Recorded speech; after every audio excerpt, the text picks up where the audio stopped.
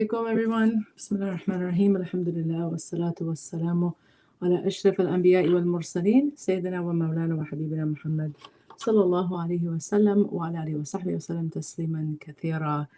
Alhamdulillah.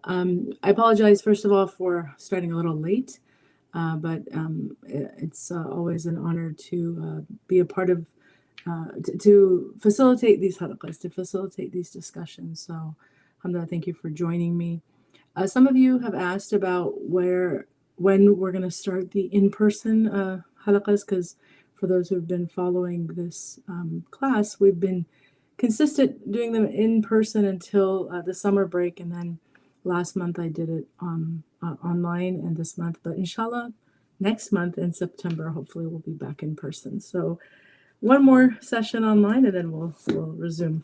And I invite the sisters who are in the Bay Area, local, to join to learn more about MCC East Bay. You'll get if you join the newsletter, you'll get the notifications and all of the details about not only my halaqa, but all of the other incredible work that the MCC does. So inshallah, please just check out info at mcceastbay.org, I think. If not, just check out their website, and inshallah, you can sign up. All right, so with that said, I'm going to screen share because, again, if you were following last month, let me actually just quickly find the screen here. Bismillah.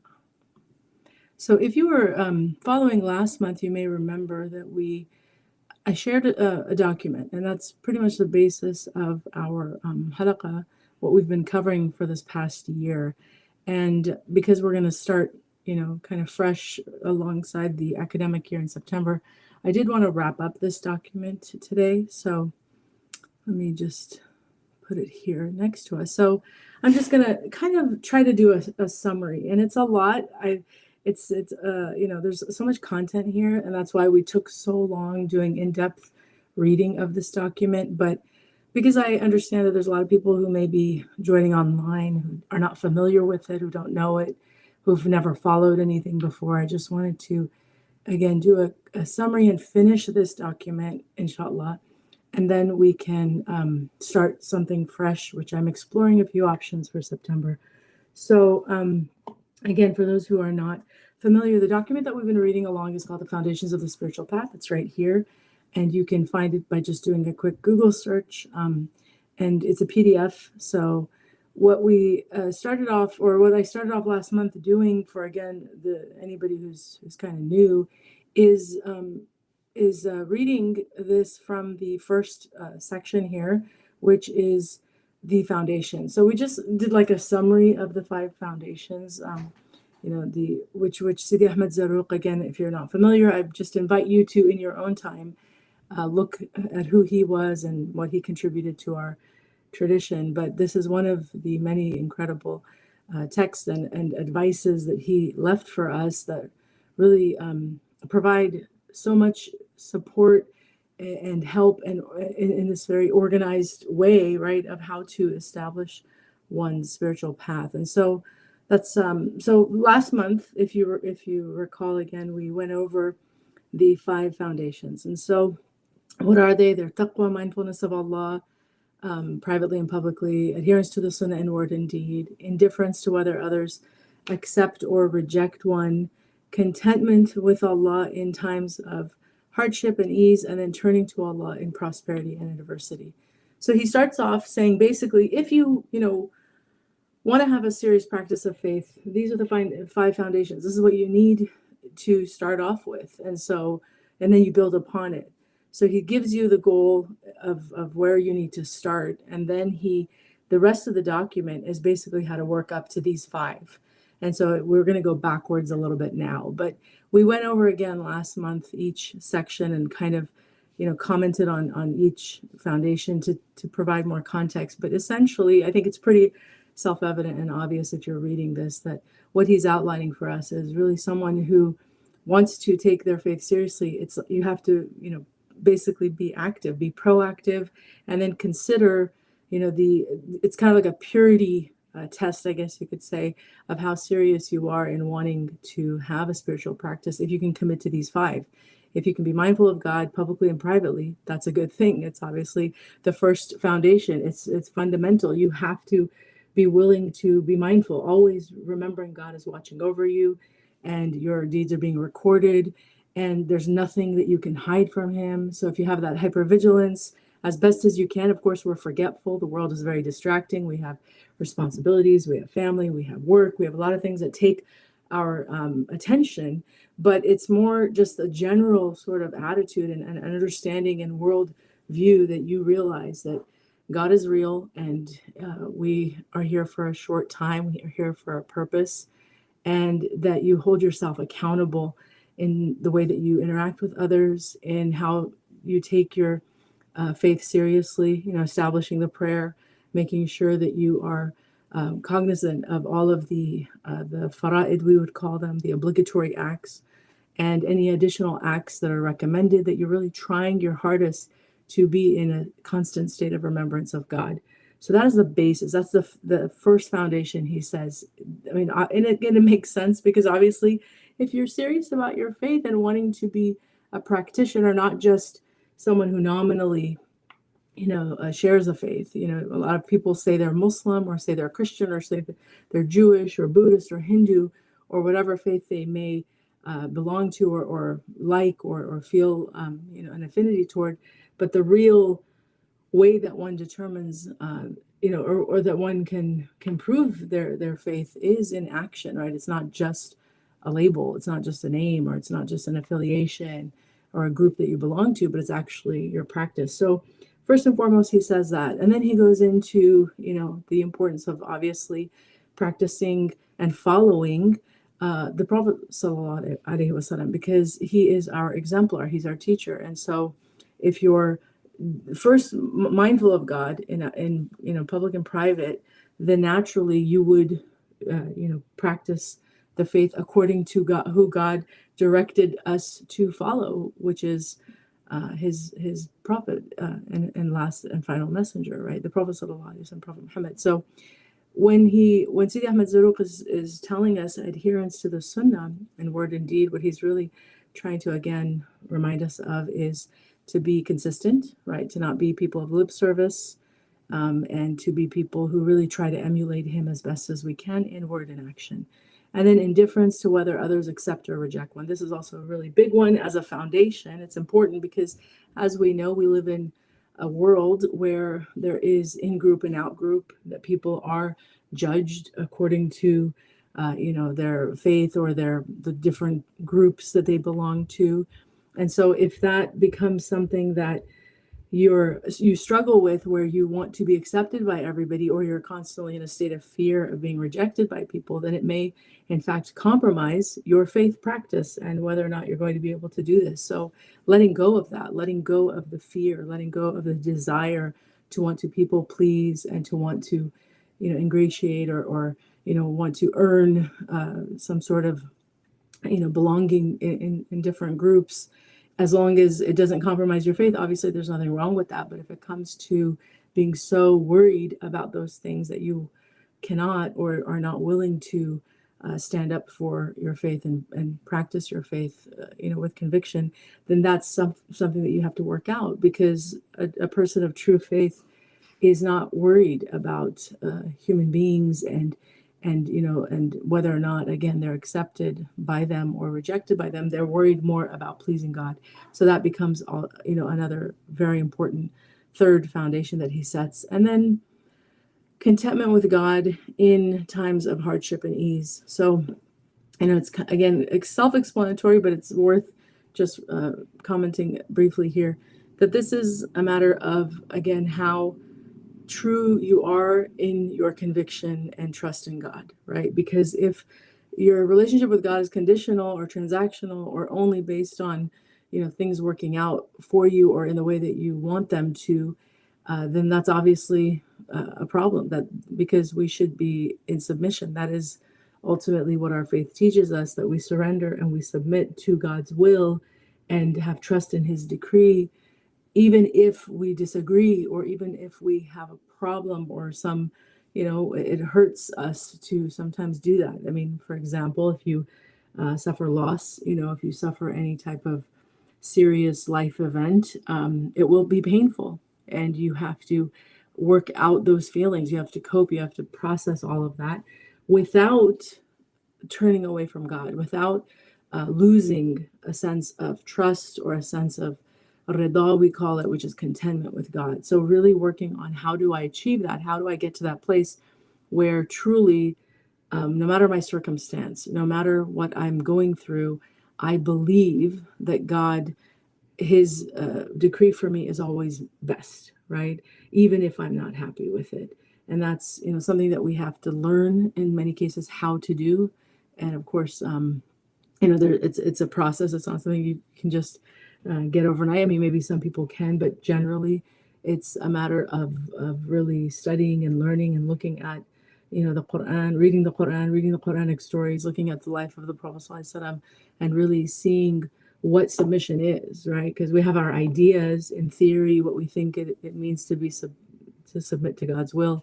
But when you read about the stories of, the those who are closest to God and what they had to endure, and that they never, betrayed their faith or turned from God, then it gives you pause to think about our, the issues that we have, and many people, nowadays may even, I mean, there's this notion that our problems are first world problems. They're just so petty in contrast to what pre-modern people suffered. I mean, they suffered greatly. And so when we have that lens, that ability to really look at how they dealt with all of the different things that they dealt with, whether it was loss, whether it was oppression, whether it was war, famine, and many other things, and then versus maybe some of our problems, then it gives you, some perspective. So that's the fourth foundation. And then the fifth one, where this is a matter of action, right? That we are orienting ourselves constantly to God, in whether we're in prosperity or adversity. So it's the one before is about your state in your heart, right? The way that you accept or feel about your circumstances with respect to God. This is your the way you deal with issues, and what your orientation is like. What is your default? How do you deal with problems? How do you deal with also the highs of life, right? There's so many blessings that we have. What's your mindset? Because it's, for some people, it's very easy to remember God when things are difficult, right? But then we forget God when things are going well.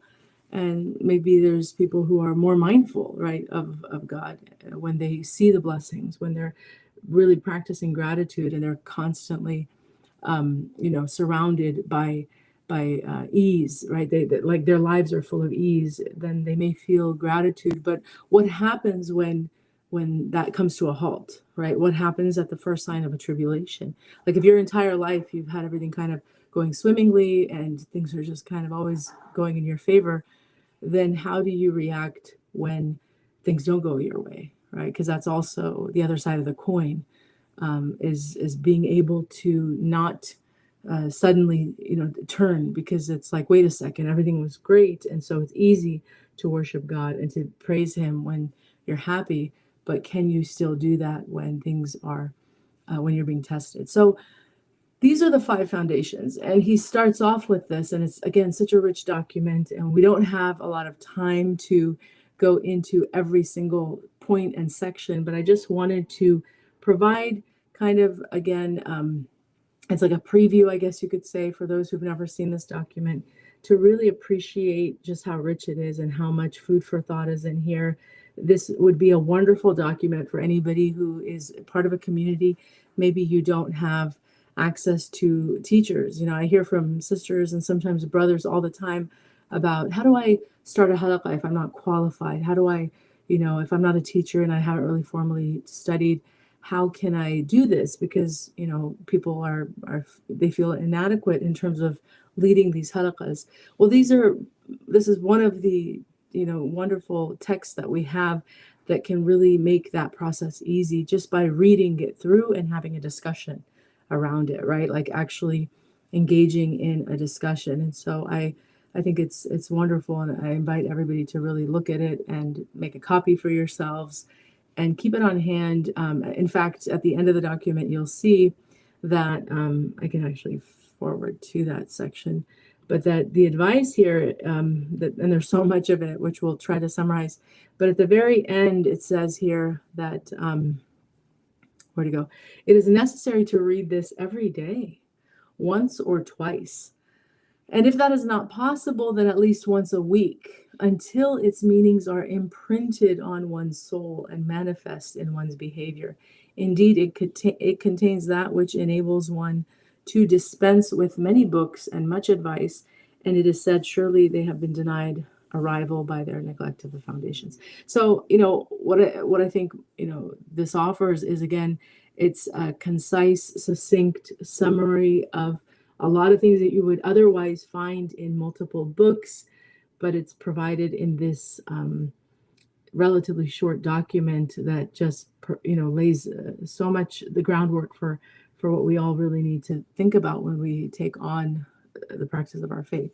So, alhamdulillah, as I said, I'm going to try to go through this as quickly as I can and just provide some commentary when necessary, because I do want to kind of wrap up the year, I guess you could say. We've been, mashallah, reading it through, and we got toward the very end in the in-person halaqas, but because of these last two sessions that for the summer break we're doing online, I'm just trying to be considerate of those who are not familiar with this. Otherwise, I could have picked up where we left off, but I wanted to kind of go back and recap. So, alhamdulillah, we just kind of did a quick summary of the 5 foundations. Now, what Sidi Ahmad Zarruq does, again, in your own time, if you do a search and find the PDF, it should be easy. Just put in the title, Foundations of the Spiritual Path, and you'll get access to the PDF. You can go and read his commentary on each of these points. But what I most appreciate about this is the way it's laid out, because he gives you the target in the beginning, which is not really the final target, I guess. It's kind of the start, like the foundation, like where the starting position is. Like, if you want to actually practice your faith, you have to have these 5 laid out first. And then you build upon it. You become a better person. You acquire beautiful character. You learn. You do all of that, right? So that's kind of, moving forward. And maybe there are, I'm sure, other, books and texts that can give you more insight into that. But he's kind of just saying to us here that this is the basis for anybody who wants to start off. And then he goes backwards. So it's kind of like, how do I get to even those 5? Because they sound lofty if you really kind of think about the meanings of being constantly mindful of God in public and private, adhering to the Sunna in word and deed, not caring about other people. It's a pretty tall order if you think about it. So, it's not so, it sounds maybe easy as we read it, but in practice, it actually does take a great deal of commitment, of dedication, of knowledge, so there's sort of all these prerequisites that you need in order to get there. And so that's what he ends up doing in the rest of the document. So he says, after he lays down these 5 foundations, he says the foundations of the preceding 5 are in the following 5. So now he's giving you the foundations for the foundations. So what we just read also have foundations. So he mentions exalted aspirations, maintaining Allah's reverence, expending oneself in excellent service of others, fulfilling one's resolves, and magnifying one's blessings. So in other words, in order to get to those 5, these are the 5 things on a daily basis in your everyday practice you have to be doing. You have to have big goals, because to be a committed believer and a real, sincere mu'min, a true believer, it's more than just lip service. It is something that you should aspire to. It's a great honor, it's a great gift and a great blessing, and of course guidance itself is a blessing. It's a gift from God. But to want to go further than that, right? Many of us are born in the tradition, and some of us may take it for granted. Some of us Allah may have guided us and we came from other faith traditions. Whatever the case is, to want to take on a practice and be a committed Muslim is a very exalted thing to do. And we can see in this day and age, we're competing with a lot of different, paths to life. There are people who become completely obsessed with their work, with their maybe other identities. I had a Halaqa yesterday, and one of the sisters, mashallah, she brought up the issue of nationalism, that this was a burden or something that in our community that's quite common that really troubles her about how nationalistic people are. So some people may prioritize their culture or their national identity over their faith. Other people, as I said, go into their careers and they just become obsessed, or into relationships. And there are people who get lost in these things. And those become their main purpose for life. They really do. And so when you're guided to the point where you really truly feel that you want to take your faith seriously, know first of all that that's from Allah subhanahu wa ta'ala. That's an absolute gift for you. And it's an exalted and a very high, lofty thing. And it's good that maybe there was a seed, maybe there was something in your heart that wanted that, inshallah. And if that's the case, alhamdulillah. So he says that that's the first thing, exalted aspirations. And this could be dunyawi or, the next world, but whatever the case is, you just want to really achieve and you're ambitious, spiritually speaking. Maintaining Allah's reverence. This is so important because, there are people who may not practice their faith, but they have great reverence to God and to his book and to tradition, to the Prophet ﷺ. When, in their own practice, they may be weak, but they're willing to admit that, but they will never in any way diminish the weight of the remembrance of God. Maybe they're just struggling. And that's why we have to, allow for people to express, their struggles. Because sometimes we get into very black and white thinking, all or none thinking, but there are people who struggle. I remember, for example, maybe a couple of years ago, I would say, someone had contacted me because she really wanted to practice her faith and take her prayers seriously. She wanted to commit to a life of doing her prayers consistently, all of 5 of them. And she said that she had a tribulation because her father was very abusive. And so he used to, he was just an abusive person. And I think as a young girl, she remembers that some of his abuse would actually be toward her and her siblings when they were, trying to practice their faith. And so I don't know if he was himself Muslim or not, but she has these visions that she said would appear every single time she would stand for prayer. She would see her father and she would imagine him standing there berating her, abusing her. And so it became a real challenge, to pray. And even yesterday, I believe I was online. I don't remember where I saw this, but I saw a video of a convert who was talking about, how she loves dua and she loves making dhikr and she loves, the act of prayer itself. But what is really a hindrance for her is wudu, and that it's such a challenge, that for her to practice her faith, because she loses her wudu very quickly. And then, she was just kind of explaining some of her personal challenges with like her skin. She has, certain skin conditions and other health issues. And so she was just being honest that this is a struggle for her to maintain her prayer, but she wants to. And so, we have to just remember that there are people who may not fit like a cookie cutter like mold, or they may not, outwardly seem like they are practicing their faith the way that they should, but there could be these types of very personal, deep struggles.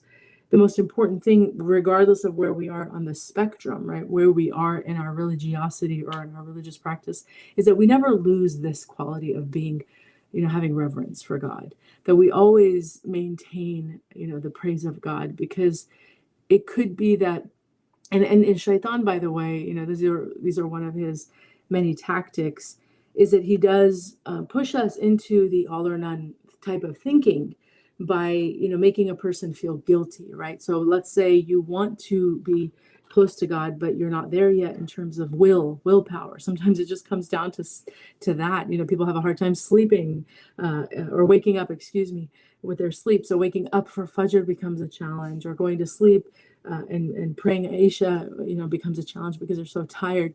So it could be a matter of will.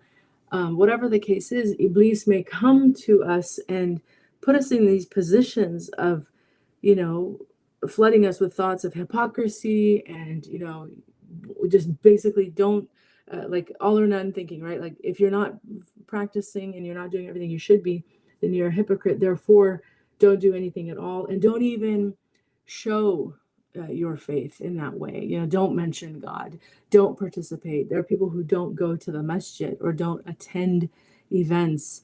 Maybe outside of within Ramadan they may, but outside of Ramadan they don't, because they feel that they're being hypocritical just by being in spaces where God is being praised, because they're, comparing their own level of practice with whatever is going on. And so these thoughts can come to us, and we have to be very wary and aware that these are the tricks of Shaitan, because he knows that if he pushes us away and forces us into these choices where we abandon all of our faith practice, especially like in public settings or with other people, and isolate us, that's how he can ensure that we don't find our way back. But it's important for us to know that just, being, for example, a person who is always, using the beautiful words that we have in our faith that are very unique and very empowering, alhamdulillah, inshallah, jazakumullah khairan, subhanallah. All of these phrases are so weighty on the tongue and so weighty on the scales of God. And their rewards are mentioned, of how many rewards were given just by saying these words. So it doesn't mean that we cut ourselves off from the blessings because, we are falling short in our prayer, or we don't wear hijab, or we don't do this, or we don't do that. So we need to kind of allow for us to be human, and to say our challenges are, of course, known to God. He knows what's really happening. And if we're sincere in our faith, then the praise of God should never be compromised. And the praise of God should never be like something that we discard, or that we limit, or we minimize because we're not fitting some mold that we think we have to. We should just always be in the praise of God. So that reverence to Allah subhanahu wa ta'ala is so important. And then expending oneself in excellent service is the other thing, making sure that we see ourselves in that humbled state. Arrogance is one of the reasons why people become distant from God. It's pretty obvious, right? That those who grow in their arrogance become further and further, or grow further and further away from God. And therefore, to maintain humility, we always want to remind ourselves of our impoverished state, the fact that all of our blessings are from God, and we need him. And even when we fall short, he's still providing for us. He's still deserving of all of that praise, despite our shortcomings, despite our failures. And so how do we maintain that state of humility? One of the ways is, of course, khidmah, and being people that try to look at ourselves as servants of God and his creation, right? So if we're not all there in some aspects, that doesn't mean, again, that we don't fulfill other aspects. And so being in the service of our family would obviously be the most important thing that we should focus on, because these are what we're accountable for, right? We will all be held accountable for the rights that people have over us. So our parents, our those who are in the same household as us, if we're married, if we have children. So we are in service of them. And that doesn't mean you have to be necessarily in a, servile state, where you're kind of acting a certain way. We don't need to read into these things. It's more about really wanting good for them and being there for them, and then extending that, right, to your friends, your community, and just being a good servant in terms of being a good steward, right, on earth, like that you really see yourself with respect to the people that you share this world with. So whether it's in your city, your state, how you can work that out yourself. But the point is that we are expected to see ourselves in that state. So khidmah is really important, and that's again one of the regular ongoing practices that we should have in order to get to those 5 core foundations that we already covered. And then fulfilling one's resolve. So be a person of, of integrity, be a person of honesty, be a person who is trustworthy, that if you say something, you're going to follow through with it, that you're not, just again, there's a lot of performance. There's a lot of people who may say things and have these ideas, but we should really work toward being people of action and not just words. And so following through on whatever we set out to do is really important. And then magnifying one's blessing. So these are all just everyday habits, everyday, things that we can do in order to get to that place where we start to really shape our faith in a way that's real, that's practical, right? Because it's not just ritualistic, but it's actually holistic. And I think that's really the objective, because rituals are important. Of course, we pray, we do a lot of things that are ritually based, but the way that we want to remember, or one of the ideas that I think all of us, we hear it all the time, but it's really something to make sure that it's ingrained and that we're really understanding it, which is Islam is not just a faith based on, or a religion based on a belief system, but it's actually a system of living. Like every aspect of our lives should be governed by our faith. And so these practices that we do and that we commit to will help us get there, where we're not just, again, nominally Muslim, or it's a label, it's a group that we belong to. And unfortunately, because people are not in practice of a lot of these principles, that's what, for many people, Islam is nowadays. We do live in a time where a lot of people are culturally Muslim, they're nominally Muslim, and we're not doubting their faith, astaghfirullah, because only God knows people's faith. But it's more about the practice is missing, and that's not just in ritual acts, but it's also in these beautiful virtues, in these things that have always been that have always been part of how Muslims are identified just throughout history and throughout the world. Hospitality, right? We talked about service. We talked about, being in praise of God and being people that just are willing to unapologetically be proud of their faith. I think that's something I really appreciate about my family, and even people who share my cultural background. Afghani. I'm Afghani for those who don't know, but I've always appreciated that there's a ghaira within my culture for faith, and even people who may not practice or have very little practice in terms of spiritual things, they are very proud of their faith, and they will defend their faith. They will speak about their faith. They will be very proud in terms of sharing their faith, even when they're weak in practice.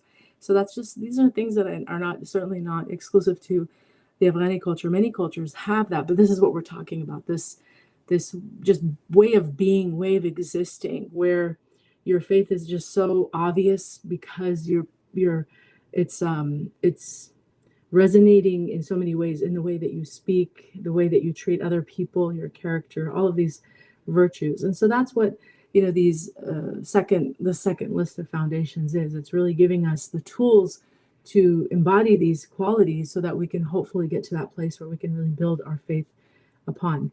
And then the last one is, again, something that we know is researched, and there's so many talks and podcasts and articles and books written on the virtue of being people of gratitude, magnifying one's blessings. I love the phrasing here, because gratitude, it's kind of like a generic term and we all understand what it is, but I love the visual of the phrasing here of magnifying one's blessings. So it's not enough to just show gratitude to God and to be a person who's thankful when people do things for you, but it's really a very deliberate way of looking at everything in a way that forces one to really have perspective. Because right now, for example,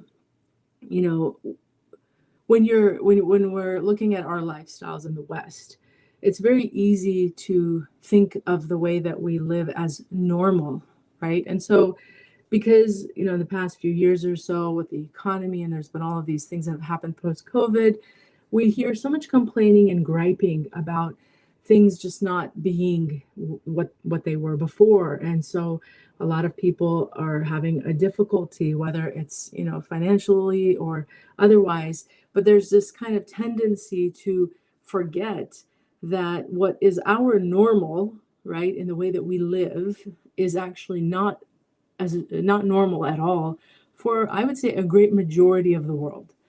And that perspective is so important to have, right? To really think about, just the daily things that we do that most people they're alien concepts to them. It's an alien concept to many people that you can just go and turn the faucet on and have clean water that can be tempered, right? We can have hot water, we can have cold water. That's like not normal for most people. Most people, and what I mean outside of the West, right? I'm talking about like the world, where you look at every corner of the world. There's a lot of people who don't have access to clean water. Millions of people who don't have access to clean water, to sanitation.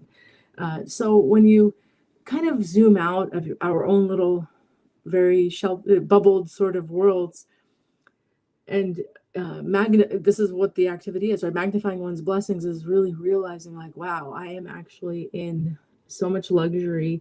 I'm in so much ease. God has really favored me because he's given me shelter. He's given me food. He's giving me water. He's giving me clothing. He's given me valuables, right?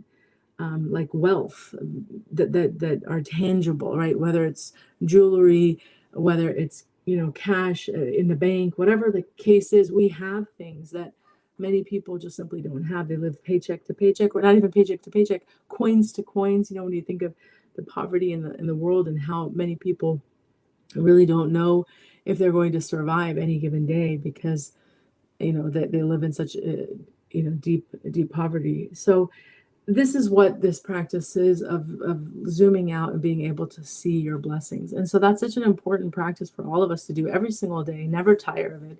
And to, when we wake up, just be, in awe of God for giving us another day, and when we sleep at night, it's something that we should get in the habit of really thinking about what a blessing it is to have a restful night. There are people who, I was looking, I think it was a news story about, I think it was a neighborhood in Los Angeles where there was some man who, I don't know what the city ordinances are in that particular neighborhood or why he's able to do this, but he was blasting, I think it was saying something like a train sound or some really obnoxiously loud sound throughout the day, and basically bothering all of his neighbors.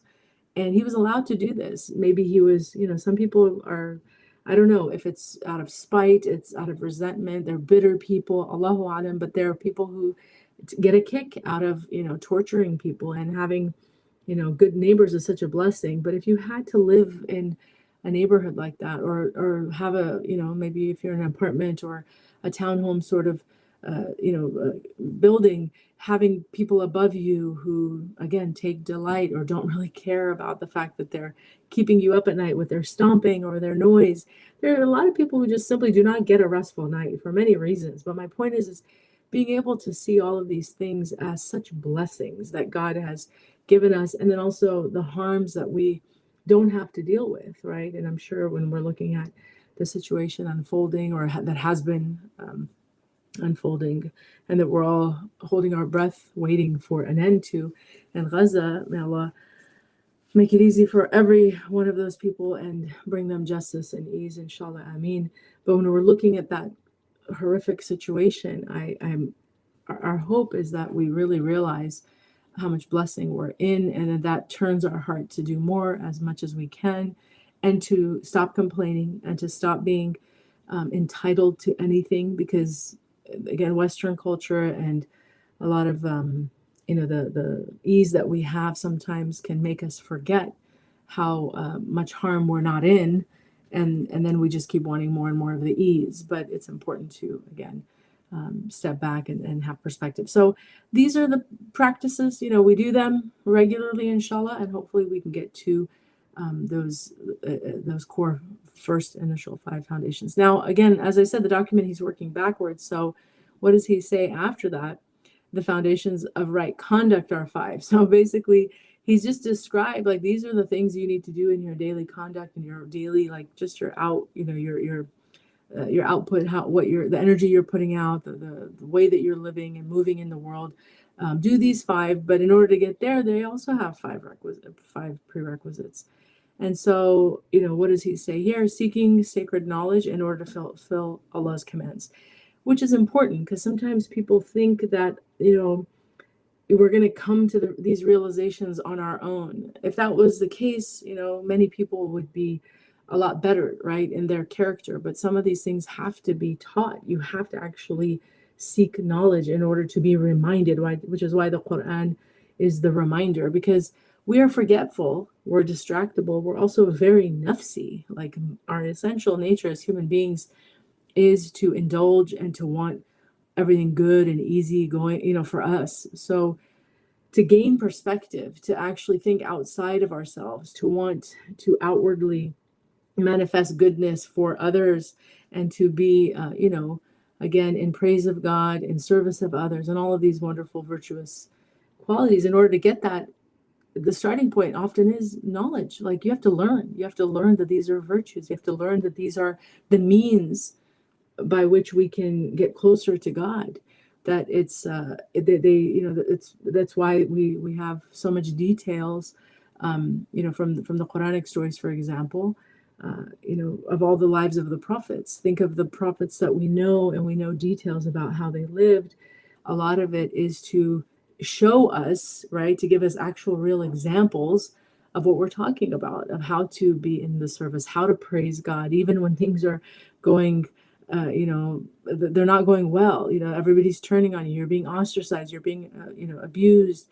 You're being hurt. I mean, just go.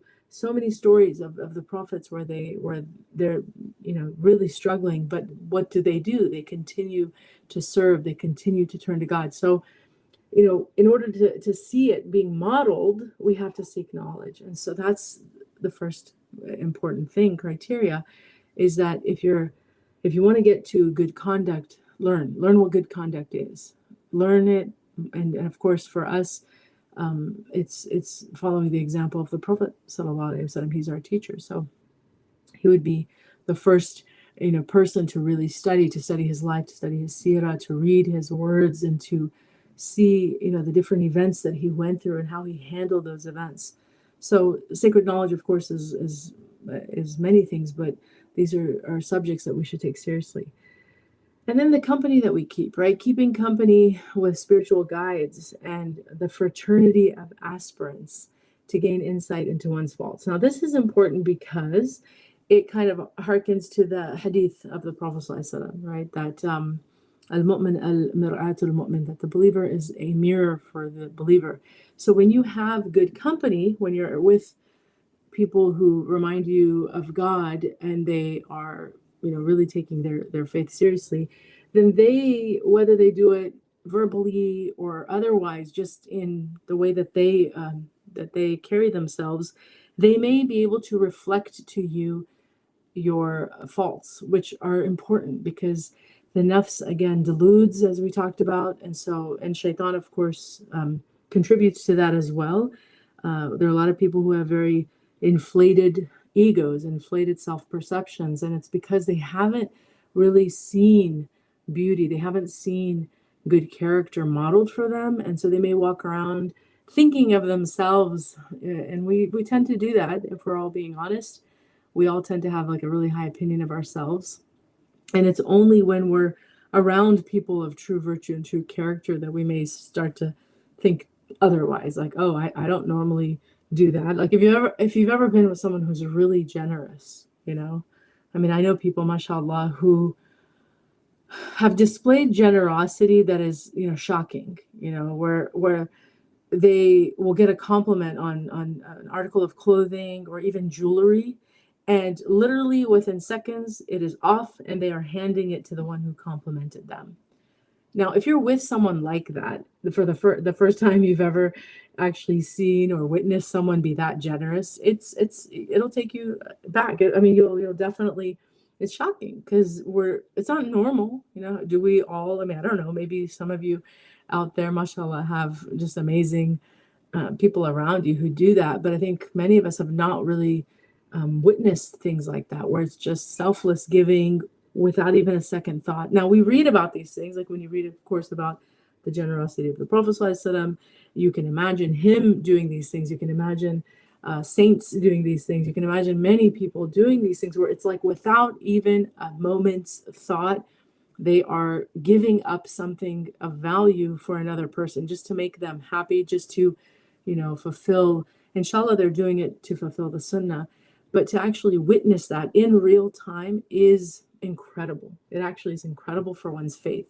And you're like, subhanallah. Or if you've ever been around people who have gone through trials and the way that they're able to cope with a major loss, it will increase your faith. It will absolutely increase your faith if you are with someone who is implementing these noble teachings of our faith, like surrendering, I mentioned generosity, just selfless giving, but like complete surrender at the time of a calamity. That's sabrun jameel, right? But to witness sabrun jameel in real time and see how a person who has lost a child, for example, or a spouse or someone that is so close to them, a sudden death, and yet they're the ones saying alhamdulillah, alhamdulillah ala kulli hal, and you're just looking at them like, how are you functioning, how are you coping? It increases your faith. And so, subhanallah, these are, again, virtues that if you're not around people like that, you may understand it as, an idea, a theory, something to aspire to, but trying to find people who embody these qualities is so good for one's faith because, as they say, you're the product of the 5 people that you spend the most time with. So imagine what can happen over a period of time that you're with people like that. You're with people who display just beautiful character. It will rub off on you. It will. It's like fragrance, as again, according to the hadith, it's a fragrance that you will just continue to take on, and eventually, hopefully, you will become fragrant yourself. And so, these are the ways that we can have good conduct, is that we seek the knowledge and then we seek good sahba, good companions that will help us. And then he says, foregoing dispensations and interpretations concerning injunctions for one's own protection. So this is more technical with respect to, fiqh and rulings. And, there's a tendency for people sometimes who are, trying to practice their faith to look for loopholes, look for, they call it fatwa shopping. They're kind of looking for ease when it comes to, finding the shortcut or the easiest way of practicing something. And, there are, of course, dispensations that allow for that. But if it becomes the way that you engage with your faith, where you're always trying to find the easy route and the easy way, then it may, in the long term, impact the seriousness and the weight of the way that you practice. So in a particular circumstance, it's one thing, but when it becomes a habit and you're always kind of looking for those things, you want to be careful with that, right? So again, this is just about establishing good conduct, being a person of integrity, being a person of consistency. It takes, some seriousness. And so he's just reminding us that these are the ways to do that. Organizing one's time with the remembrance of Allah to maintain the presence of heart. So this goes back to, again, prioritization and how well or how true you are in your goal. Like if your goal, again, is to be a serious person, a serious practitioner, and then you'll do the work, you'll do the necessary work. And if the necessary work requires that you seek knowledge and that you're in good company and that you're not looking for cheat codes and shortcuts and doing fatwa shopping, then certainly you're going to also organize your time, right? You're going to be careful with how you plan your day, how you plan your week, how you plan your month. And it's just interesting because, we live again, in a time where people are very overscheduled. You have kids who are sometimes more overscheduled than adults, but there's just so much scheduling that's happening, whether it's, like I said, for our kids, we have school activities, we have club activities, we have sports activities.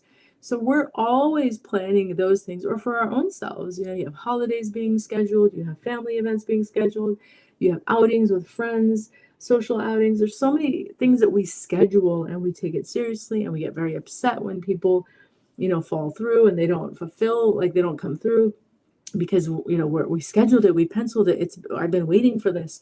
So we get kind of worked up, right, when things don't turn our way. But organizing one's time for Allah always becomes, it's hard, and you have all these excuses around, well, it's difficult. And so this is where you call yourself into account. Like if you have time to set up appointments and take your laundry to the laundromat or whatever, the cleaners, early in the morning on your way to work, and you have to go make a doctor's appointment, and you kind of can do this for the everyday sort of worldly reasons, then what prevents you from saying, you know what, I have to also allocate time to worship God? And so this is really a matter of taking yourself into account and saying, what is preventing me? Is it laziness? Am I falling into that mindset that I talked about earlier, which is the black and white thinking? Some people think like, oh, if I'm not praying all my 5 prayers, then I shouldn't pray any at all. That's like Iblis. That's 1,000% Iblis.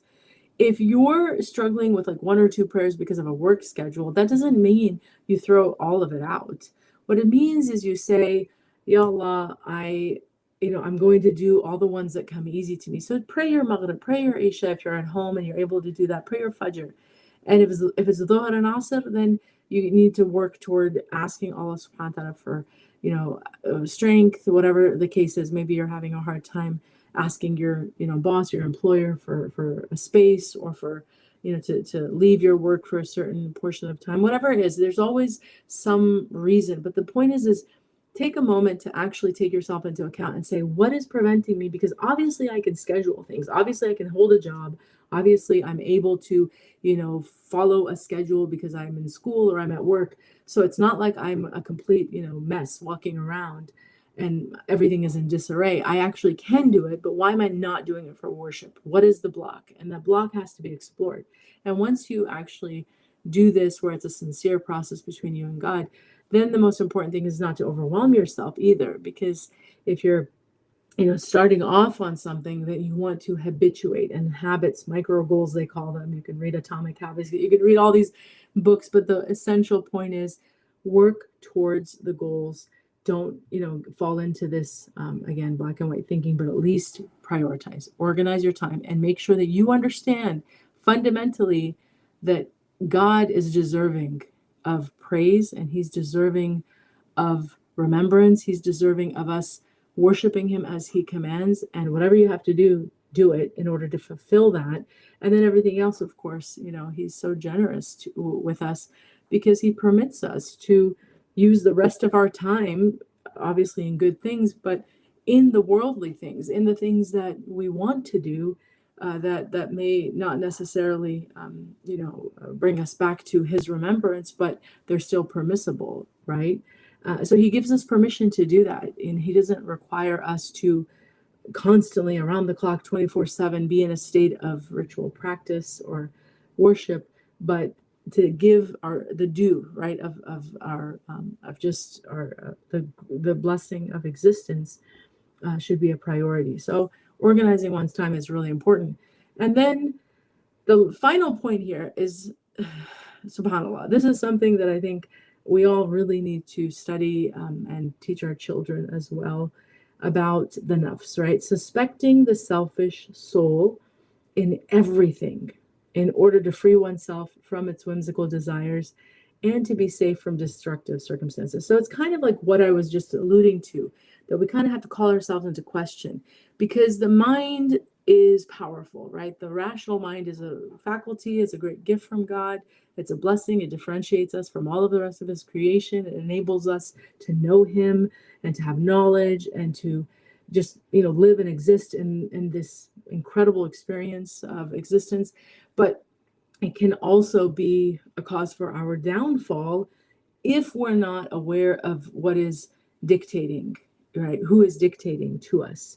Because we have different parts to us, right? We have the nafs, the lower nafs, the worst aspect of our creation, the part of our creation that is low. It calls us to base desires, right? Appetites, to just indulgence, all of those things. And then we have the ruh, the greatest and most essential part of us, which is the part of us that was created for the worship of Allah subhanahu wa ta'ala, and that will live forever beyond this world, right? That part of us will live forever. The physical body will die, the physical body will leave, but the soul lives on. And so if we're not aware that this nafs, this lower part of us, is the greatest obstacle between us and God, then we won't be suspicious of it, right? But it's so important that we call into question the voice in our head, the justifications we make for ourselves, the allowances we give ourselves, right? When we have a resolve about something and we're, whether it's about a person, right? Sometimes we get really, we become very convinced in our opinions, and there's no room for discussion to stop and say, wait a second, what, on the basis of what? Am I so convinced, for example, that this person isn't good, or I'm so convinced that I don't want to do this? On the basis of what? What is informing our thoughts? And that's where becoming aware of the machinations of, there's four enemies, right? There's essentially four enemies in this world, in this worldly life. And they are dunya, which is the material world, not just physical, tangible things, but also abstract things, ideas, things like power, status, as well as wealth, and all of these things that people chase. So there's dunya, then there's hawa, which is our desires, and they fluctuate, right? All of us have different desires. And so we are susceptible to the evils of our desires compelling us. And then we have Iblis, which is the known sworn evil enemy of the human being. And he, of course, inspires towards sinfulness. He inspires towards everything that would take us away from God, and to bury us in our own lowliness. That's what he would love nothing more than to destroy us from within. So that's Iblis. And then we have the nafs. And again, to look at all four of these, you may have certain ideas of which are the greater harms, but our scholars it's a consensus. Nothing is greater than the nafs in terms of its potential for evil. So it is truly our worst enemy, but it resides within. And so if you're not aware of that, then you may be deluded, and you may be completely, you may be sabotaging yourself, right? Self-sabotage in this case is very real. A lot of people are spiritually self-sabotaging themselves because they are not doing what he's mentioning here. They don't suspect the self. They think that they're always right. And so if you're the type of person, or if you know people who have very strong opinions and it's very hard to convince them otherwise, first of all, maybe politically they have strong opinions, maybe on other things they have strong opinions, and that's all fine and well. We're entitled to have our opinions about things. But when it comes to our faith, and when it comes to all of these things that we're talking about, if someone has an opinion that contradicts Allah and his messenger, that person is 100% deluded, no matter how logical they sound, no matter how convincing their arguments are. If anything they say is in direct contrast to something that God says or his messenger says, then you have to know right then and there that that person is deluded. And there are many people who, unfortunately, come across as just, these evolved and really enlightened individuals, and they may make arguments that sound really convincing until you actually start to realize that, wait a second, it's not in accordance with the faith, and those people are very dangerous. But imagine you are that person. Imagine that's you. Not we're not talking about someone else. We're talking about you, that you have made such convincing arguments for why you don't do certain things and why you do other things, that you actually have convinced yourself, even though we can find easily within a minute or two plenty of evidence against what you're saying. What is it that can force a person? And these are not people that are denouncing the faith, right? These are not people that are aware that they are, or that they're brazenly trying to go against God or the Prophet ﷺ. But it's more this sort of delusion of the nafs that they fall under, where they really think that they have legitimate, arguments. So there's just plenty of people like this nowadays, unfortunately, and this is one of the signs of the end of time, that a lot of people are very impressed by their own ideas, and they get, these fanciful ideas. They go and they study, and they, learn from, they go to these institutions, and they kind of are puffed up, in terms of their intellectual abilities and prowess, and they think that they can suddenly have opinions on things that they actually have no grounds on having any opinion at all about, because they, there's prerequisites to having opinions on certain things. You can't, for example, you can't be critical, for example, of certain ideas in the Quran or the Hadith if you don't have the basic, like 101 of Arabic language. Because there's a lot of people, non-Muslims, people who are hostile towards Islam, who think that they can be critical of the Quran. And what are they actually critical of? A translation, and oftentimes poor translations. And they've never even once considered that they're not, that they don't have the prerequisite knowledge to have an opinion on Quran, or have an opinion, because there's so many things that they're missing. But this is compound ignorance. If you don't know, but you think that's the problem. So that point about the suspecting the nafs is really important, because if you're actively calling into question your own mind, and not to the point where you're kind of losing it, we're obviously not talking about that, but it's more questioning your rationale around certain ideas, and especially if they have anything to do with your practice of faith, or your if you're making excuses for yourself, things like that. Being a person who's willing to just pause and say, wait a second, let me think about this a little further.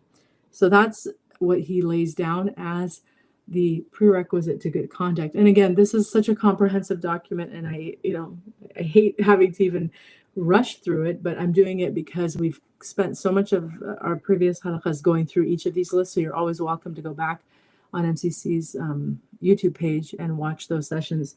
But I wanted to, again, just summarize, because I love the layout of this document. So then he now talks about the foundations of what will cure the sickness of the soul. So basically, if you're not able to do these 5 that he's just laid out, suspect the soul, organize your time, all the things that we just covered, right? Keeping company with good people, foregoing dispensation, seeking sacred knowledge. If you're not able to do that, it's likely because you are riddled with spiritual disease. And so how do you cure yourself? Well, he now gives you more to think about. Moderation achieved by lightening the stomach's intake of food and drink. Now, this is a powerful point, because there is a correlation. There's absolutely a correlation between sinfulness and I'm looking for a book. Sinfulness and the stomach. So Imam al-Ghazali, in The Alchemy of Happiness, he actually has it's just a simple statement, but it's powerful. He says, giving free rein to the stomach or gut is the source of all sins, while controlling it and accustoming oneself to hunger is the source of all good. This is really important, because it's something that a lot of us may not even think about when thinking about our spiritual practice. That, wait, what does what I eat or what I consume have anything to do with it? Well, he's telling you in no uncertain terms, right? They're pretty clear terms, that actually there is a correlation, that if you're not vigilant about whether or not the food and what you're consuming is halal, and you're not watchful over even, how much you're eating, if you're we live in again a time of gluttony, and we're all need to monitor these things, right? But if you're not doing that, then you may be missing that the food that we eat, which we know, they say it, you are what you eat, can be in fact behind a lot of your actions. And we know that food, consumption based on the spiritual, right, whether or not there's barakah or not, is certainly contributes to our output, right? If you're eating the haram, you're likely not going to be doing a lot of halal, right? That's just kind of obvious. But if you're also eating food that are just fundamentally not good for you, right? Poor quality food, where the Quran is very clear that we're supposed to be eating tayyib, the best of food. We should seek to eat good food, right? So if we're not doing that, then we're again shooting ourselves in the foot, because that lack of energy, that lack of barakah will contribute to an increase in the sinfulness. So making these connections are really important. So he's saying if you want to become better, if you want to have the energy, the mindset, the willpower, the strength, the resolve to start to really acquire good conduct and good, habits, then you have to take inventory, one, of the food and drink you're taking in, right? And then taking refuge in Allah from harm when it actually occurs. So being, again, the type of person that connects the dots.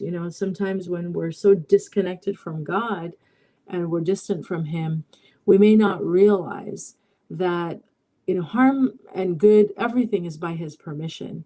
And so when there is a situation, again, it can be, anything, that we have this immediate awareness that we have to turn to Allah subhanahu wa ta'ala. Like when you're suddenly struck with fear and terror, it could be, driving, it could be at night, walking somewhere, it could be in your own home, it could be any circumstance. Or on a plane, you're traveling and you're like, Ya Allah, is this plane about to go down? There's turbulence, whatever the case is. But if your heart is suddenly struck with terror, with fear, right? That you are aware that whatever you're afraid of is by the permission of God, and the only one who can help you, who can protect you, who can prevent harm is God. And so we turn to Him and we seek refuge with Him and Him alone. But habituating to that, because again, it depends on how we're raised. It depends on the type of environment we're in. But there are people who just don't have those habits because they were never raised with that awareness, right? And so this is a matter of your own understanding. This is a matter of you realizing that every good and even those things that could be potential harms are by the permission of God. And so if you want to protect yourself, your family, your loved ones, then there's no other recourse but to seek God's protection, right? And to start to get in the habit of that.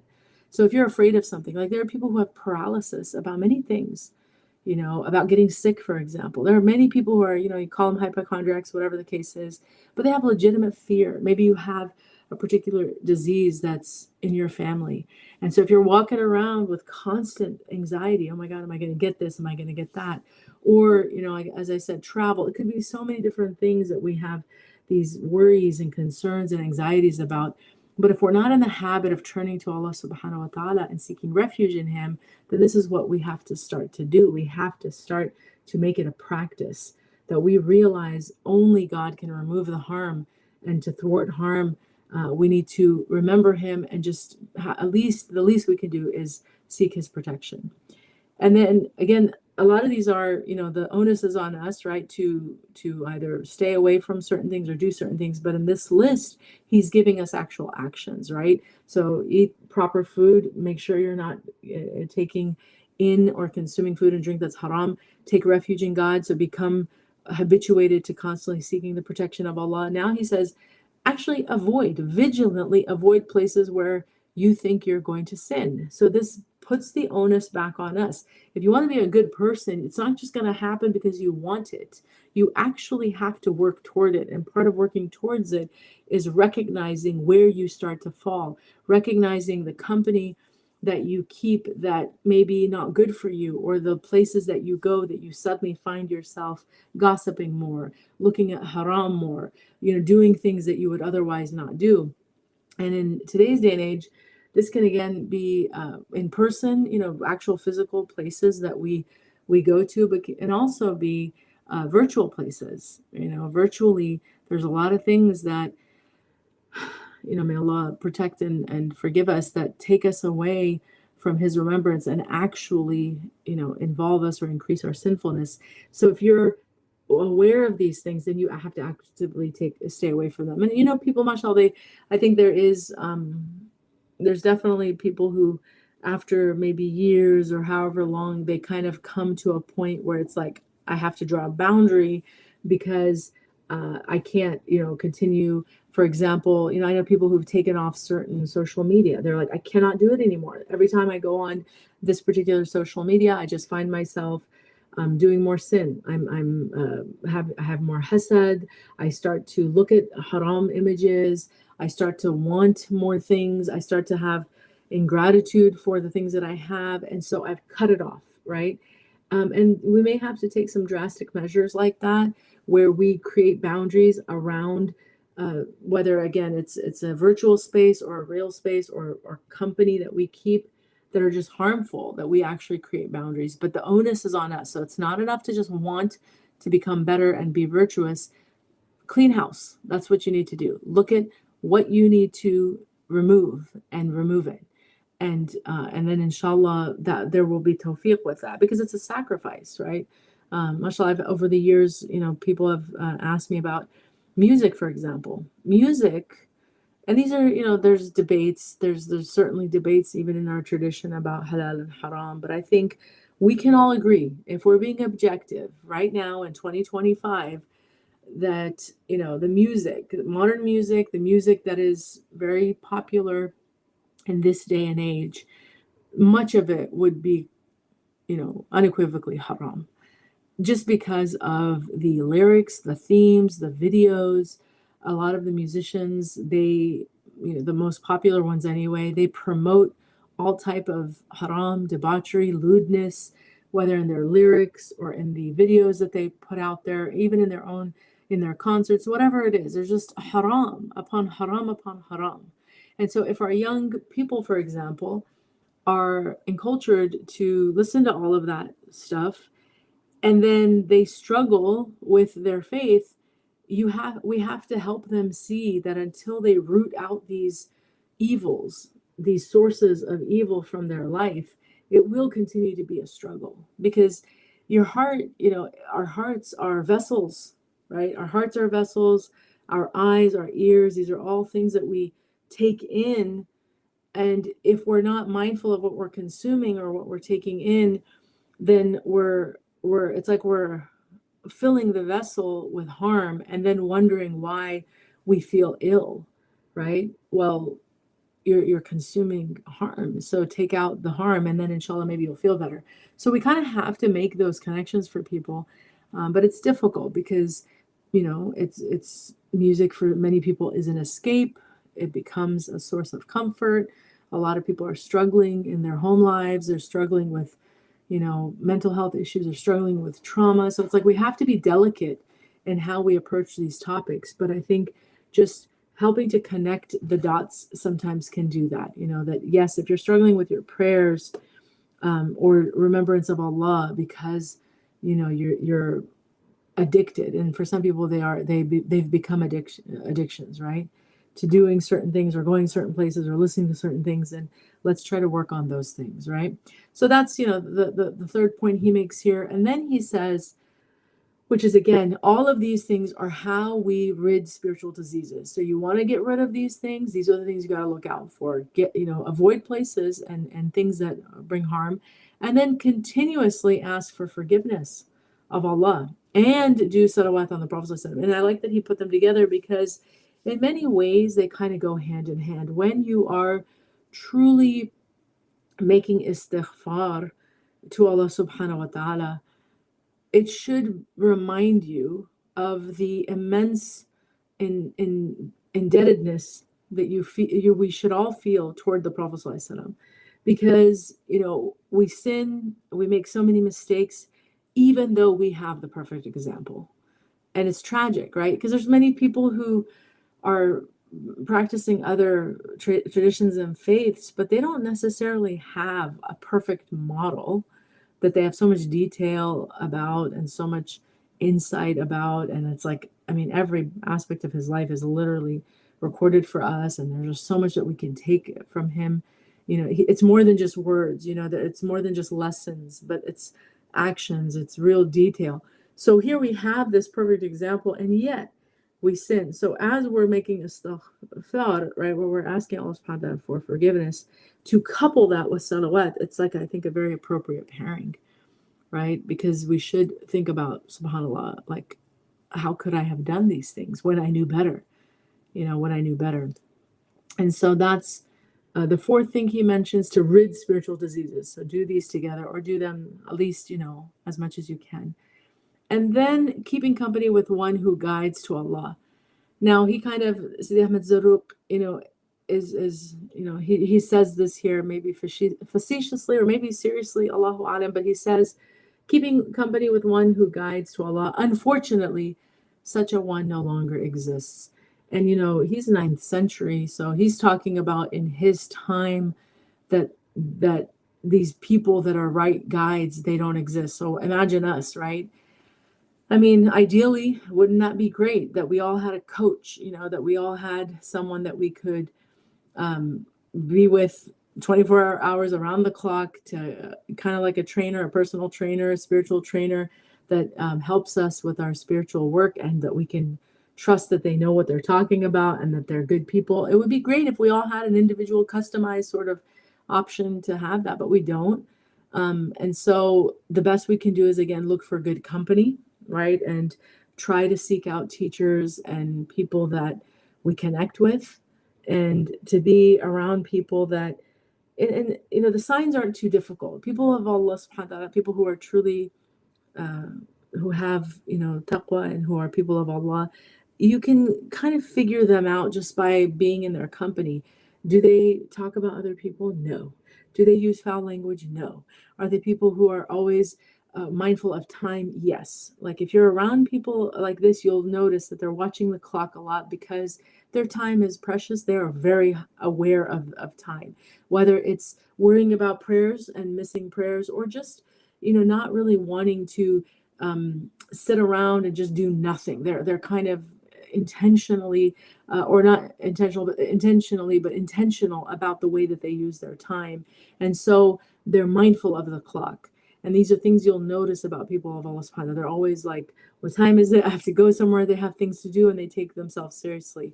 The way that the topics that they talk about should always somehow be full circle, whether if they start off on one topic, but somehow the end or the culmination of that gathering or discussion should certainly have praise of Allah, mention of God. There should be something where it's brought up. It's not just a topic of politics or culture or food or fashion or whatever it is. We can talk about these things, but hopefully that we bring it back to something that is of value, because we know, and it's mentioned, how a gathering where God isn't even mentioned. What's the purpose of that, right? And so people of Allah are aware of that, and they will try to somehow bring that topic into whatever is being discussed. But anyway, there's many signs that you can look out for: just general piety, humility, generosity, hospitality, prophetic qualities. So if we study the life of the Prophet ﷺ and his qualities and all of his attributes and the way that he existed and how he interacted with people, then we can recognize those signs in people who have also studied those and they're implementing them. But that's the best we can do. So he mentions that as being the way to rid of spiritual diseases. And then again, there's so much more here. He goes on to give us more in each section. But then the next section is that he's making an observation that he has seen that the seekers of this age are afflicted with 5 things. So now he's kind of helping us to diagnose some of the spiritual diseases that we should look out for.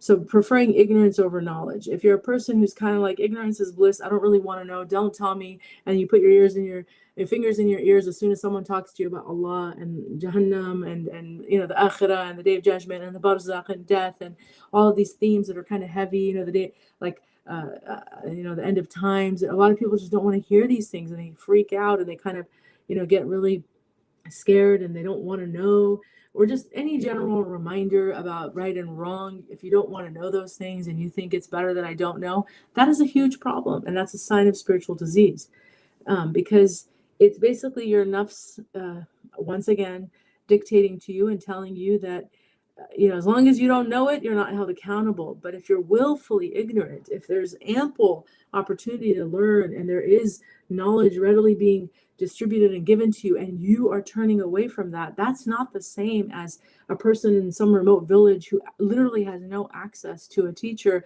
or a guide, or who is illiterate and they can't read, and they're subjugated to a life where they're not able to move freely and pursue knowledge. These two are two different people, and Allah will judge them accordingly. But what excuse will we have, right? Those of us in the West and who have all of this access to knowledge that is just, we don't even have to leave our homes, subhanAllah.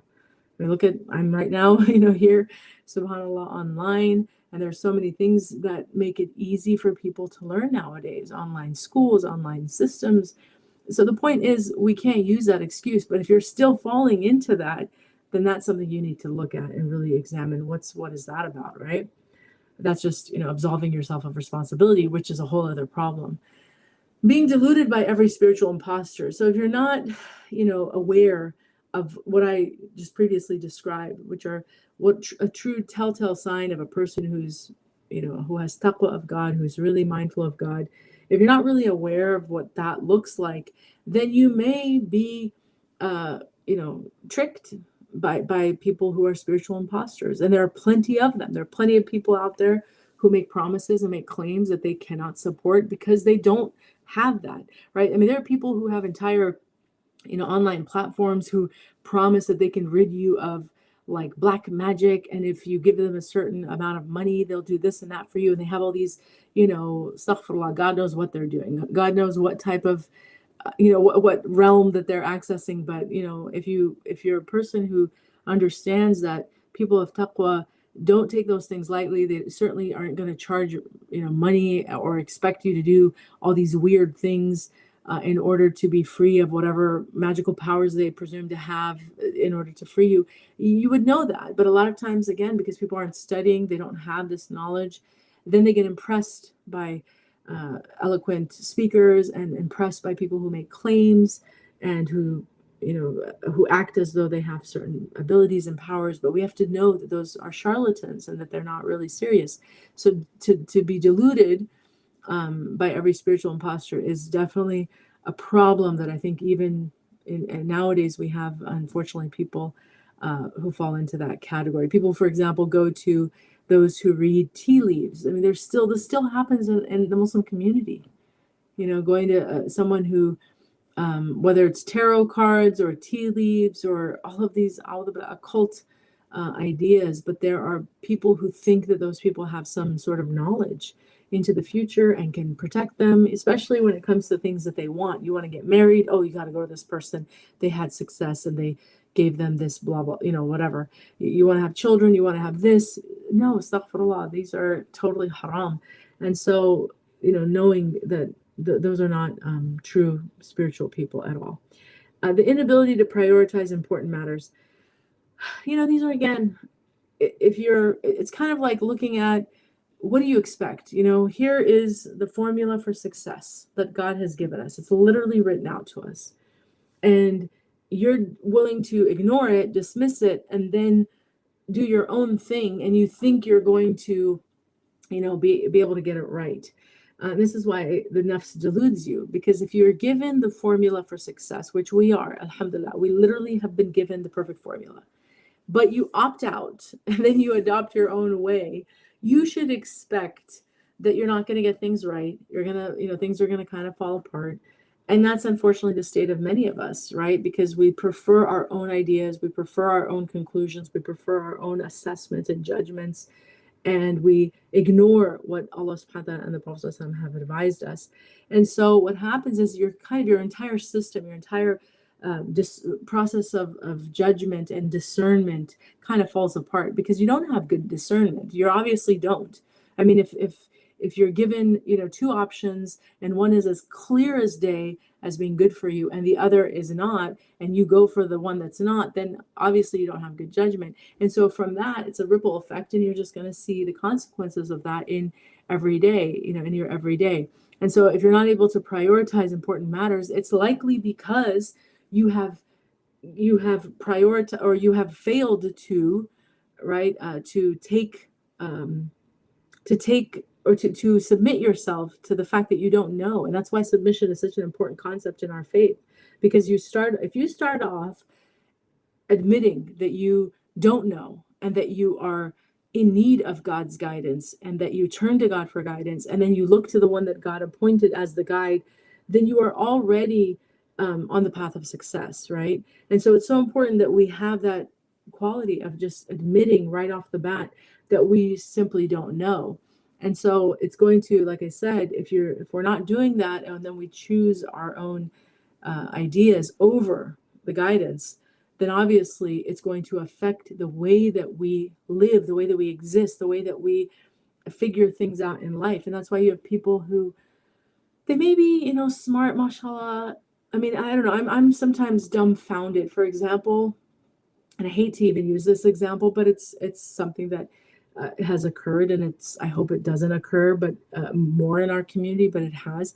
But how many very successful, prominent people, whether they are doctors and people who literally went to school for maybe at least half of their life, right? Just obliterated all of it because of they were caught cheating, they were caught doing some other heinous, deplorable action. But it's like you have to think what happened there. And a lot of times, I mean, again, the nafs can delude any and all of us, so none of us are safe necessarily, but sometimes it is that they just didn't manage their priorities. It's like you get so caught up in your schooling and your financial success and reaching these different milestones and in your personal life or in your your professional life, and that becomes your target, that you completely forget and negate that all of your blessings and all of those gifts that God gave you in order to know Him, you're using for other than Him, right? And so people won't pray. They just kind of go down that path. They start to get really loose in terms of their morals and values. You see Muslims in our community drinking alcohol. They are doing all sorts of haram actions, and Allah has been generous with them and generous with them and generous with them. But it's like, how can you not make that connection? And of course we know guidance is from God, but it's just an example of how a person can seemingly be intelligent, but then at the same time show that they lack this ability to prioritize what's important. They won't spend time with their families, but they will go to these trips and conferences, and they'll cheat on their spouses. It's like, what's happening? How did you forget what's important? How did you forget all that? It's likely because the moral code was compromised. The moral code of how to exist and do right versus wrong is faulty. There's something that's not quite working there. So these are just signs, right, of spiritual diseases that can occur. Using the spiritual path as a means to inflate the selfish soul. Now, this is a whole other layer. This is the other side of the coin, where a person will actually start to practice their faith and outwardly become more, sorry, one second. Sorry, I lost my connection here. But a person may outwardly become more practicing, right, in their faith, but what's their ultimate intention? Astaghfirullah. Like, there's a lot of people who are totally deluded in the other way, where they start to take on their spiritual practice, but then it becomes a means in order to gain some worldly benefit. And so you have, and this is where the charlatans that we talked about earlier, they come up. But there is, unfortunately, a path for that nowadays with social media. You see a lot of people, there's a lot of spiritual performativity, spiritual things, but it's it's dangerous. It's a very dangerous game that people play. And so Iblis, and the nafs, as we said, they can, work to destroy us in so many different ways. On the one hand, completely destroying our ability to see the obvious, the truth from truth and falsehood from falsehood. We don't have that ability. And the other is to think that we can somehow, somehow not trick, but like, like as if Allah subhanahu wa ta'ala isn't aware that you're using his faith and his, your whatever claims of knowledge and spirituality in order to get some ulterior motive. It's like that's a level of delusion that we really all have to seek protection from, because you wonder like, subhanAllah, how does that person think that they can somehow trick or delude not only themselves but like others, certainly, but also try to, as if Allah wouldn't know that. Of course he knows everything in our hearts. And so it's something that, again, we have to make tawbah for. But these are the diseases that he's pointing out, right? That this is what happens when you're afflicted with spiritual diseases. These are the things that you're susceptible to. You're gonna do these things, and so you have to look out for these signs. And then he says, attempting to expedite a spiritual opening without fulfilling its prerequisite conditions. Now, this is interesting because it's, subhanAllah, again, kind of, it's just common that people want the results. They want spiritual openings. They want all of these amazing, incredible things. And in some cases, it's a condition for their loyalty or their sincerity or their practice. It's kind of like, I'm waiting for revelation. I'm waiting for something like a clear sign, and then I'll do X, Y, and Z. And until I get those clear signs, I don't know. I just feel like my faith isn't as strong. And so if we're putting those types of conditions, if we're conditional in our relationship with God, where it's like, if I make certain du'as and they don't get answered, or I'm waiting to feel something. I've had people tell me that, that when they pray, for example, it's hard for them to commit to prayer because they're not feeling it. So they want like their hearts to be beaming with the nur and khushu and all of this light. And it's like they're seeing their palaces in Jannah and the angels, and they want all of these incredible spiritual gifts to come to them. Maybe they read about them. Maybe they were told stories of the saints and they were like, oh, this can happen. I want to commune with angels. I want to do all these things. I want to go to Hajj and then come back and be completely transformed. And why didn't I feel this, that, or the other one the first time I saw the Kaaba, or the first time this happened to me? And they start to, like I said, make all of these, make all of these conditions for why they're not practicing their faith. So they make all of these requirements. It's like a requirement. Until I get this, I'm not going to do this. That's just outrageous. And that's a sign of real arrogance and a lack of understanding that, if you're seeking some sort of, spiritual opening, and you're wondering, like, when is it going to happen? Then you really miss the boat, because the very fact that you are doing what you're doing, like, right, the very fact that we pray, even if we're not necessarily feeling anything or seeing anything or experiencing some spiritual incredible opening, the fact that we're doing it is in and of itself the gift. Because look around, and that's where you have to have perspective.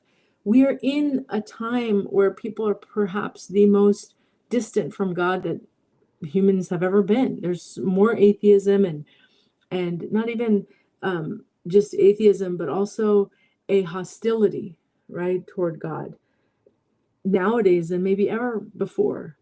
You're seeing people just, they're against religion, they're against God. And so when you think about, and then all the distractions, like it's endless. It is endless how many ways we can be distracted from God. So if you're able to worship Allah subhanahu wa ta'ala, and it's that in and of itself is the gift. It is the remarkable, incredible, amazing experience that you're looking for. And you need to be appreciative of that, because There are a lot of people who, astaghfirullah, they don't know God at all. They've never had a spiritual experience. They've never had the will or the desire, even forget the experience, but the will or desire to kneel before God, right? To ask Allah subhanahu wa ta'ala to think that there is a God. I mean, just the idea that there are people who, from inception, from birth, from their beginning, experience of thinking about these ideas, they were raised in homes and environments where they were taught that there is no creator, and that's just been their existence their whole life. So, subhanallah, for us to be here and to be to have faith, subhanAllah, and then to know how to do these things, to learn how to pray, to learn how to read the Quran, to be able to have the will to get up and do these things. These are all by God's grace.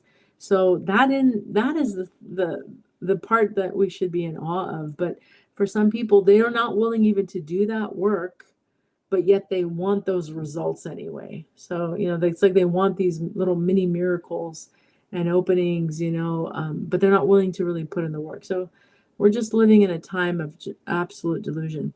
So again, we have about 15 minutes left. So I'm going to still try to work on getting this list done. So I apologize because I did not mean to go on as long on some of these sections, but let's look at what he says after that. So when you have these 5 sort of diseases or, these afflictions, then what he's now saying is it can result in 5 other. Like if you're going to do all of that, which we just talked about, then these are the other things that you're also opening yourself up to. You're going to prefer innovations, bid'ah, as opposed to the tried and true prophetic practice. So if you're going to allow for all of that, you're going to be disorganized. You're not going to really have, you're not going to prioritize your time. You're deluded. You don't seek knowledge. You have all of these things. Then you're also going to fall into this habit of preferring the bid'ah over the sunnah. So if something is, it's an innovation, it's introduced later, it might not, there's no substantiation in the faith, you'll prefer that, maybe because it's easier, maybe because it appeals to your own personal desires. And whereas the sunnah becomes something that you don't follow. Following the people of claims and conceit as opposed to the truth. So this is kind of like being deluded by spiritual imposters, but it's in addition to that. It's just kind of like people impress you who talk a lot, who seem to have these gifts of oration maybe, and influence and power. And so they appeal to you as opposed to people of truth. And this actually, if you think about celebrity worship, right, it actually makes sense because many people today have this habit of falling into an obsession with some sort of a celebrity, whether it's a sports figure, an actor, some other person of quote unquote influence, politicians. There's a lot of people who really become obsessed. They're fans. That's what a fan is. I mean, I'm sure we all saw in the past a few months, I don't know if it was a summer thing, but there was just so much online about someone like Beyonce, for example.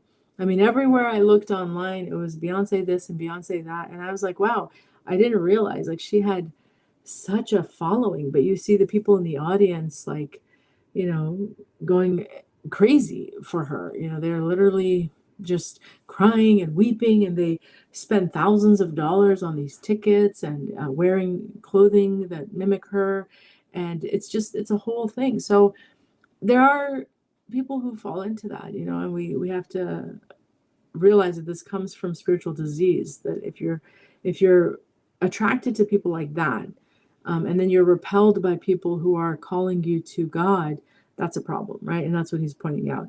Acting on capricious desires in all of their affairs, even the most celestial. So it's like, hawa, a caprice is those desires that we were talking about, right?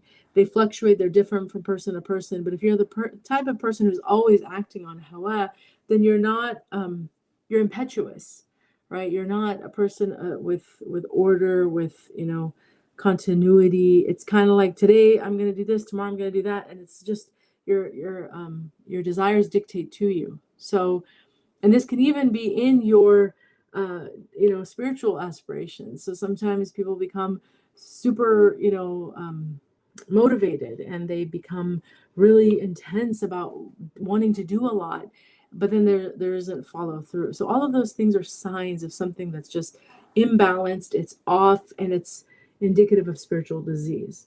The preferring fantasies to realities, and the manifestation of claims without sincerity. So all of these things are, again, spiritual diseases that become that manifest in people who are not working on themselves, that they're susceptible to these types of habits and problems.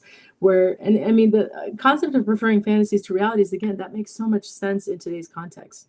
There are people who do not want to live in reality. They would much rather go on a video game and in an alternate universe, or just watch movies and films and television all day, or go get lost in music or social media, because it's other than their reality, right? And so that's what happens when you're disconnected from God and you're imbalanced spiritually, is that those things start to have an appeal over you. Whereas people of God are people of haqq, people of truth, and they're actually drawn to the truth. They want reality. They want to know what's happening in the world, as opposed to just kind of escaping into fantasy. So escaping into any type of a fantasy world or realm is also a dangerous sign of spiritual disease. If it's like an everyday thing, it's okay. Occasionally you want to watch something, you want to read a book. Those are things we're permitted to do with reason and moderation. But if it's just your personality type, where that's just you live in, a whole other world that is not based in reality, and that's a problem. And then from these last five more have emanated. So again, these are the diseases that happen when you're doing all of these other things, right? Like, or if you have all of these other afflictions, and these are further sicknesses that may emanate. So obsessive compulsive thoughts. So astaghfirullah, like that's, I mean, again, I love that he was able to make these connections, that the further we are from our spiritual path, then we are prone to so many problems in our outlook, in our relationships, in our just way of discerning, our judgments, and really ultimately in our thoughts. Because what is the telltale sign of spiritual disease? It is that the nafs is in control. The nafs is dictating. And so when, you have that like your inner voice, this nafs dictating to you, then it can certainly lead you down all of these very destructive paths. So becoming obsessive compulsive, and this is of course also a way for shaitan to immobilize us, right? A lot of people fall into these types of patterns, right? Because they're under spiritual attack, and it'll immobilize people. They really don't know how to act, or how to find peace, because their mind is constantly running in this direction or that direction. They don't have that sakina within.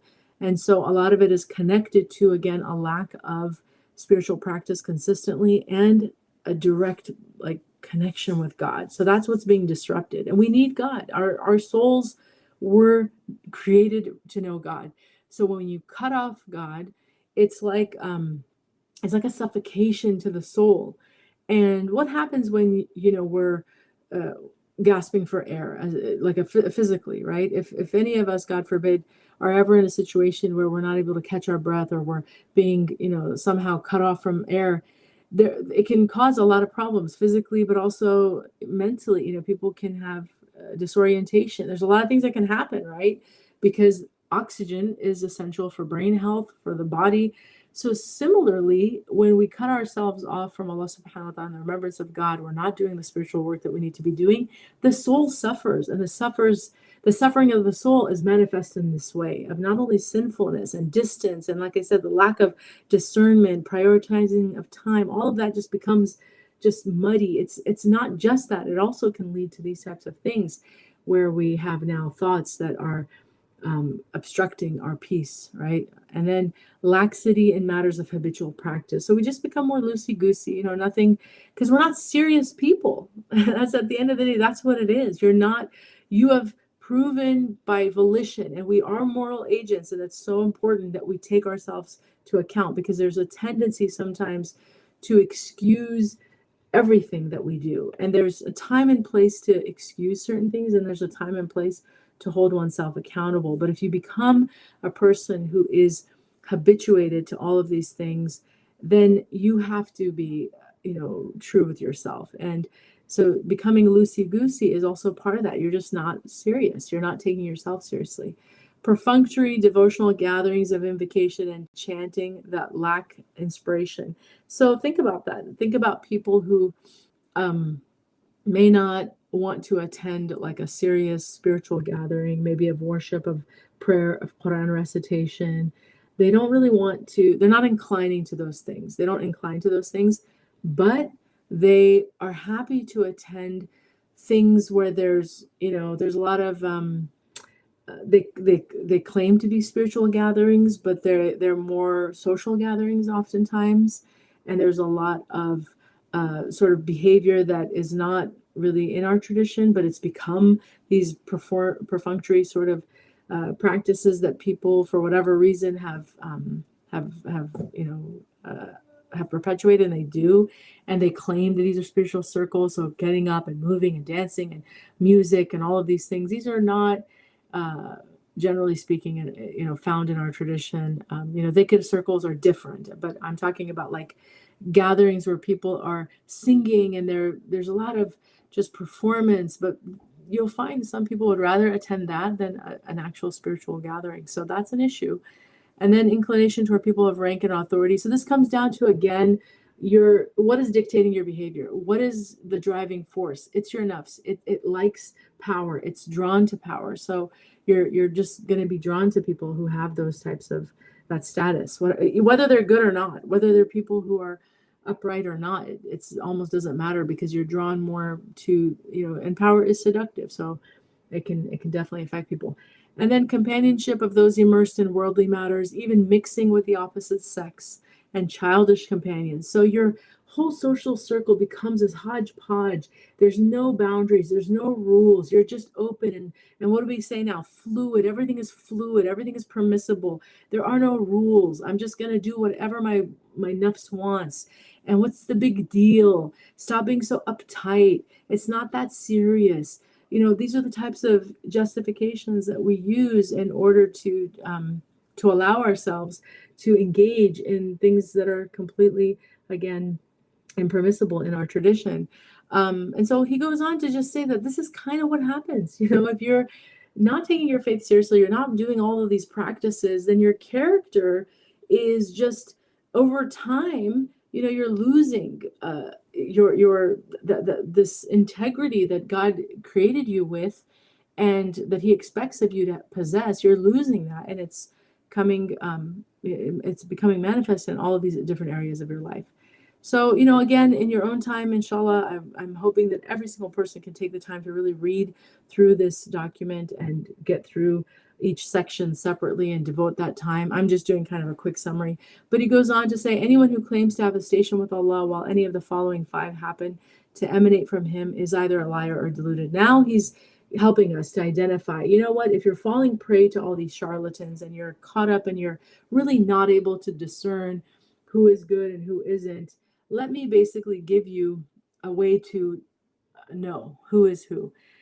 So if someone's making claims, then this is the litmus test, right? Allowing any of his members to fall into sinful disobedience. So if you know someone who's claiming to be a spiritual guide or teacher, but then the people closest to him, his students or her students or whoever, are in active outward disobedience, they're a liar. They're making claims. That's not someone you should trust with your faith. Affectations in his devotional practice. This is, again, performativity. There just seems to be this sort of fakeness that just doesn't seem quite sincere. If you feel something is off, maybe with certain people it's stronger and with other people it's not. Whatever the case is, people of Allah, aren't repellent that way. They don't have that quality because they're sincere, and Allah subhanahu wa ta'ala does the opposite. We're actually drawn to people who are close to him because they're beautiful. They have this light that is beautiful. So if you feel a repelling sort of thing towards someone, then it's likely because they are not true and sincere. Expectations from the creation. So if they're coming to you with their problems and asking you for money or asking you for help and putting that on their quote unquote students. There's a lot of this in, what we call like prosperity. Well, in the Christian tradition, there's a lot of prosperity preachers who will use, their power and status and constantly turn on their congregants to upkeep and give to them to keep their life, to keep their, there are people who have $1 million residence, huge palatial homes. They have personal jets. They have all this sort of wealth, but it's constantly this expectation that they have of their congregants and this guilt almost associated, like put on them that they must do this, that, or the other. And so that's certainly true in amongst Christians and perhaps in other traditions as well. We may also have that within our own tradition where people are doing the same thing just in their own various ways. But if you see that someone's constantly asking, you and others to do certain things and not really displaying that sort of taqwa and tawakkul that you would expect of a spiritual guide, then that's certainly a cause for concern. So we have again, let's see here. Sorry, I'm looking at the time. If you could give me just one moment. Bismillah. Just want to put the blinds down here. Okay, sorry about that. So I also have to get off because Maghrib is in. So inshallah, we'll just go for a few more minutes and quickly get through this. So backbiting against the people of Allah, lacking the proper respect for Muslims in accordance with the commands of Allah. So all of this, again, pretty self-explanatory. Any of those signs, red flags, they're not serious people. They're not people of God. And then the qualifications of a spiritual guide with whom the seeker may safely entrust. So now it's the opposite. Those are the people you want to avoid. These are the people you want to look for. Unadulterated spiritual experience. When you're with them, there isn't anything that is off-putting, that makes you feel uncomfortable. It's just, it is, clear, it's transparent. Everything is just, it's comfortable and you feel good walking away from that experience. Sound outward knowledge, so they're able to cite sources, they're able to refer to their teachers, and they have credentials that are trustworthy and open. There's no hiding of that. So that's really important that we expect that of those who claim to be teachers.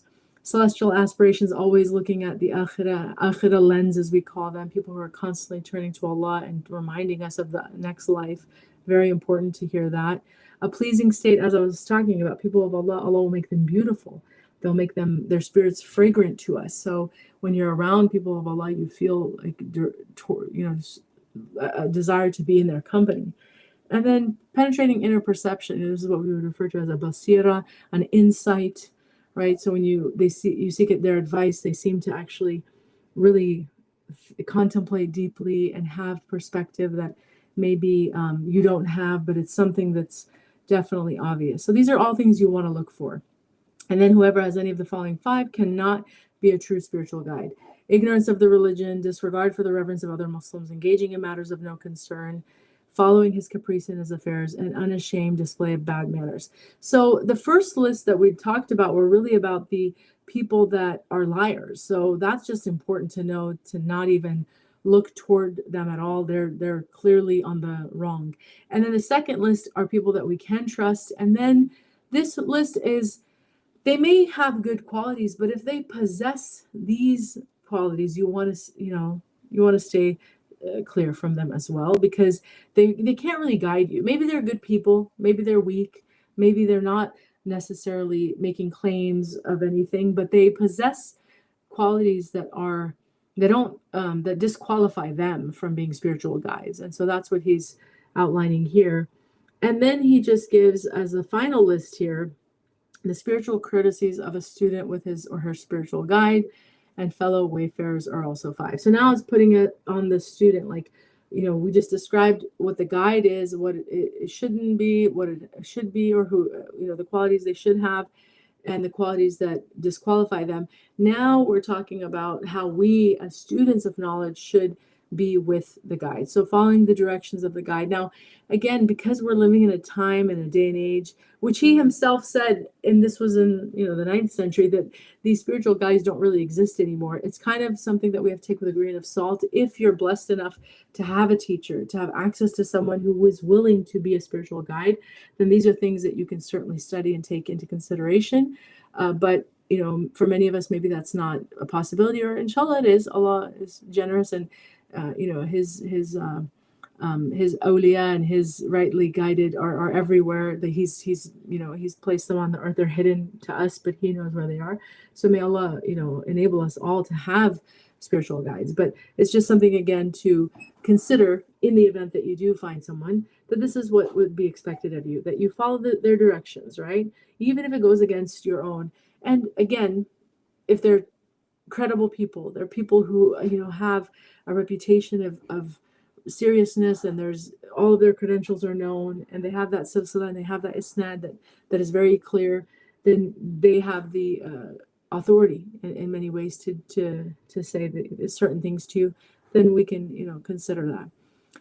Avoiding what the guide forbids, even if it would appear to be highly adverse to the student. So if they're giving you advice, and these are people who are older, they've been on the path for longer, maybe it doesn't really appeal to you, but just kind of trust the process is really what this list is about. Trust the process. Sometimes because of that inner sight, right, that inner perception that we talked about, that basira, they may see things, they may know things, or they may perceive certain things about you that they're trying to help you with. So just kind of trust that process.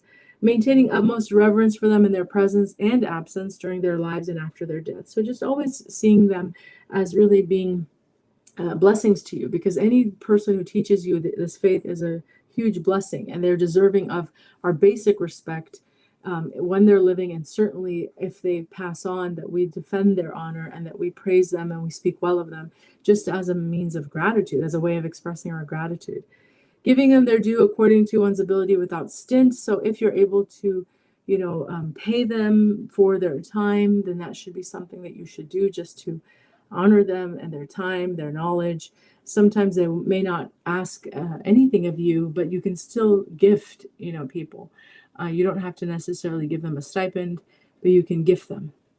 And then relinquishing one's own understanding, knowledge, and leadership to that of the teacher, unless they're already in accordance. So again, giving them the authority that they know better in most cases when it comes to practice of the spirit. I mean, maybe life advice is a different topic, and we don't necessarily have to follow their guidance on life advice, but when it comes to spiritual practice, what to do, what not to do, what books to study, what things to avoid, maybe it's better to just trust someone, again, who's been on the path and who knows better.